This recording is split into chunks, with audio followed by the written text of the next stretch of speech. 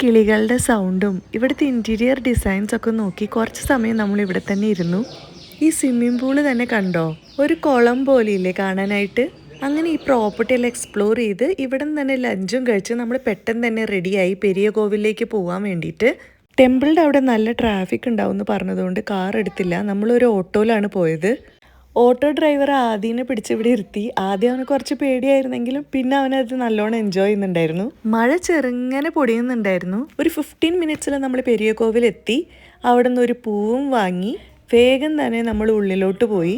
ഇതാണ് 1000 വർഷങ്ങൾക്ക് മേലെ പഴക്കമുള്ള പെരിയ കോവിൽ.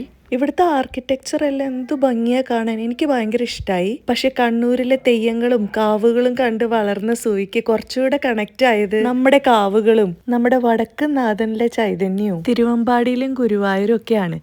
നിങ്ങൾക്ക് ഏതാ ഇഷ്ടപ്പെട്ടെന്ന് പറയൂ കേട്ടോ. ബൈ.